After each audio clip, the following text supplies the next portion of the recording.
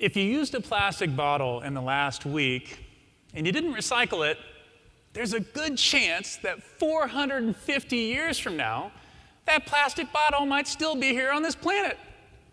And that's because NOAA researchers have recently discovered that it takes about 450 freaking years for a PET, polyethylene terephthalate bottle, PET bottle, to fully decompose. So I can imagine the scene 450 years from now when somebody, poor soul, picks up your bottle from the ground and turns to his friend for a conversation. It might go something like this. Hey, bro. They'll still be saying bro, by the way, back then, in 450. Can you believe this? I mean, wait a minute. They took a finite natural resource, fossil fuels, and tell me this. They turned it into a container that they used one time, and then after they were done with that container, they threw it away? I mean, that's crazy. What sort of advanced civilization does that? I think they're going to be looking for an explanation. And if I was going to try and offer an explanation to them today, I would turn to this logo. A logo that we've been surrounded by since we were in elementary school, something we see every day. It's the recycling logo, of course, and it was created in 1970 by a graduate student named Gary Anderson, who was at the University of Southern California. Recycling was just coming online at the time, and he wanted to figure out a way to describe this system that would be this kind of closed loop. You know, a system in which everything within it would be used over and over again. We would just have this world without waste. It looks great. And it makes us feel pretty darn good, I think, when we go to the recycling bin and we put our stuff in that bin. But the problem with this image is that it's a lie. Because today, only about 30% of PET plastic bottles used in this country are recycled. That means that 70% of these bottles end up in landfills, in our rivers, and ultimately in our oceans. And this, of course, is contributing to a problem of epic proportions.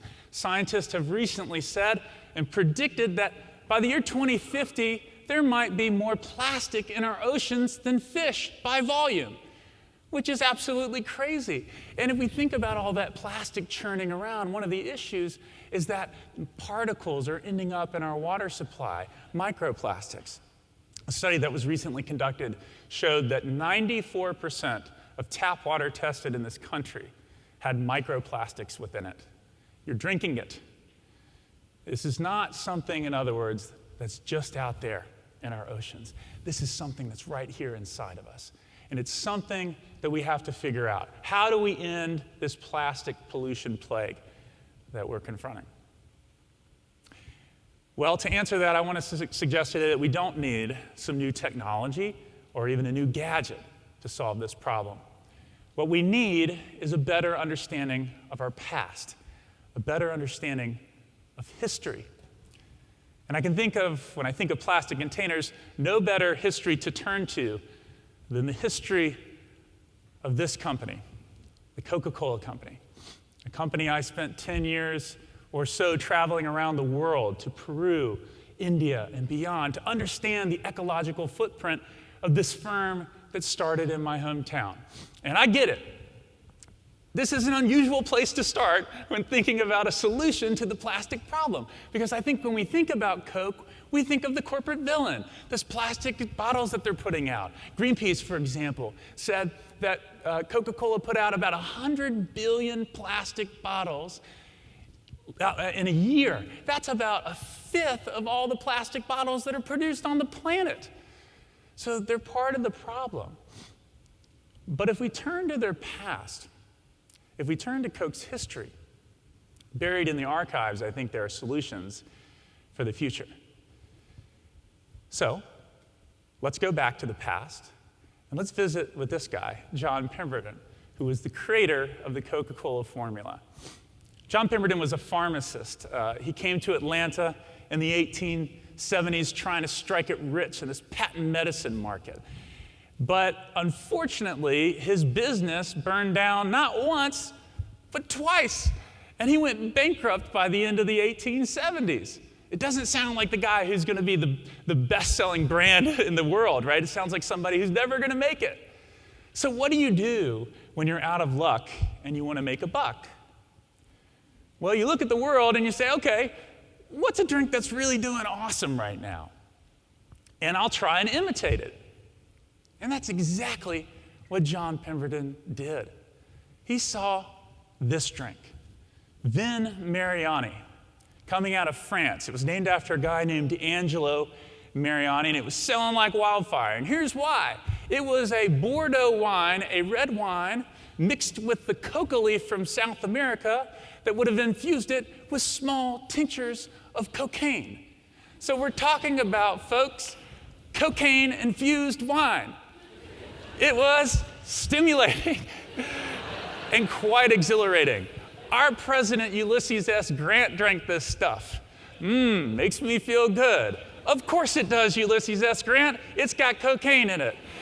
And the other thing is, he's sitting there saying, this is good stuff. It was like the Four Loko, really, of the 19th century, if you think about it. Even the Pope drank this stuff, okay? So if you're not Catholic out there, imagine this. If communion had VIN Mariani, I think we'd all be signing up to be Catholic today. So, John Pemberton, this guy's out of luck trying to figure out how to make some money, sees this and says, all right, let's go do this. And folks, this is the precursor to what becomes Coca-Cola. This is the first advertisement for it in the 1880s. It was called Pemberton's Wine of Coca. Not very original, completely copying that drink, VIN Mariani. And it was a red wine mixed with the coca leaf. Yes, it would have had wine in it, and it would have had small quantities of cocaine. He made it. Yes, this great drink is selling. But there was a problem. And the problem was not the cocaine. The problem was the alcohol, because the city of Atlanta moved to ban the sale of alcohol in 1885. Oh my gosh, he's got this great drink. Now he's got to give it up. What's he going to do? You know what he's going to do. He creates Coca-Cola. It is a non-alcoholic version, a temperance version of that earlier wine-based drink. And it became this great thing years later. Now, Pemberton did not put it in bottles. It was sold just at soda fountains in little cups, like the cute cup you see here. And he would never actually see this drink become bottled or go global, because he dies. It's a sad story. He finally makes it, and he dies. And so the person that follows after him is Asa Candler, his successor, and that's the real success of Coke. Asa Candler is a pharmacist who incorporates Coca-Cola in 1892, and he's going to create this great brand.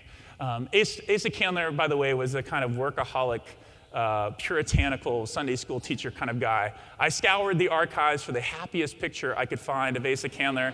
This is Asa Candler on a good day. This is Asa Candler smiling. And the important point here is that, like Pemberton, these guys were in the Reconstruction South. They did not have a lot of money.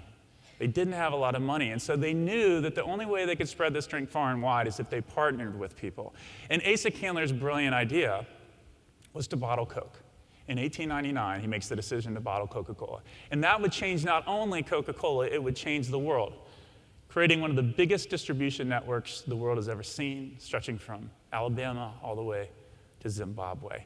It was an incredible system. But the only way that it worked was if small businessmen in little towns across the country, and then ultimately the globe, put forward a little bit of money to build these bottling plants in basements, in little small buildings across the country.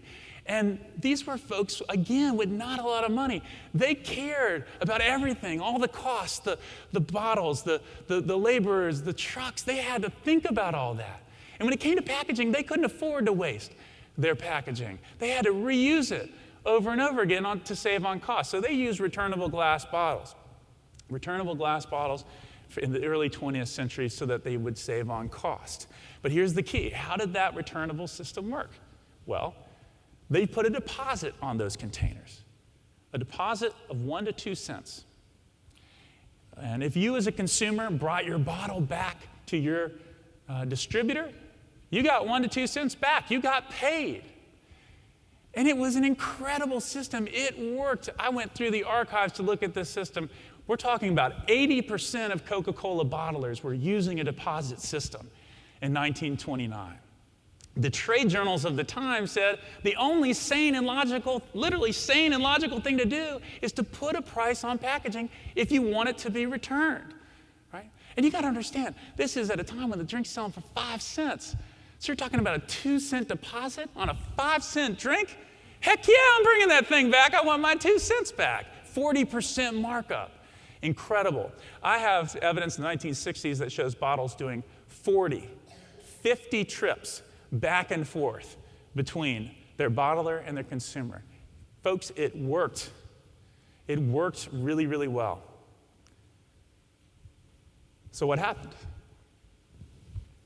Well, in the 1960s and 1970s, Coca-Cola began switching to throwaway single-use containers that we see today. First, steel cans, then aluminum cans, and then finally plastic bottles by the 1970s. And when they switched to that system, they said, look, this is a new automobile age. People are on the move. People want convenience. They want to be able to put the packaging wherever they want, right? We don't need a deposit system, and we don't need a returnable system. We got rid of those deposits. And as you might predict, trash started piling up everywhere, national parks, rivers, oceans. And people said, this is a problem. But Coke, which was one of the biggest movers and shakers in the beverage industry, said, don't worry. Don't worry, because there's this new thing called recycling that was just emerging in the 1970s. And this is what's going to reclaim all this waste. We don't need a deposit system. That recycling technology can reclaim it all. It was a huge bet. It was a big gamble, and they thought it would pay off.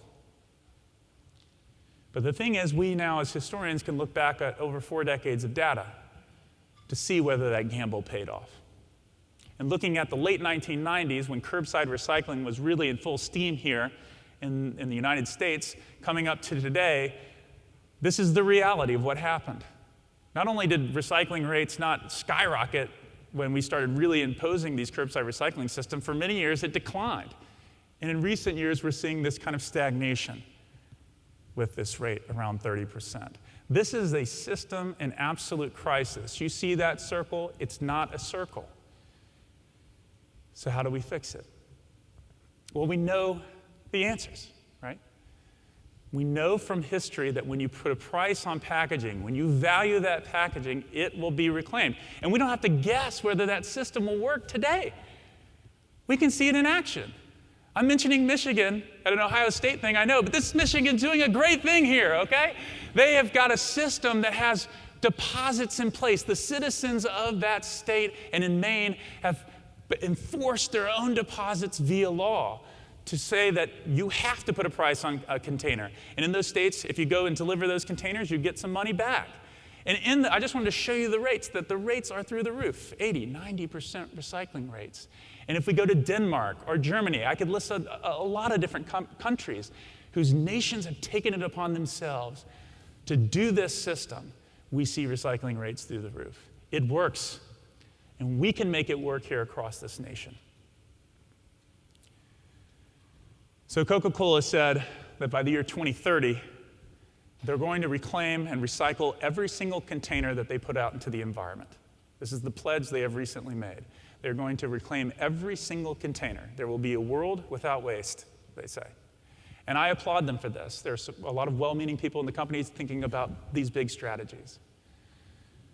But the problem is, in 2016, as recently as 2016, in a leaked corporate document, Coca-Cola said that it was going to, quote, fight back against deposit systems in the European Union.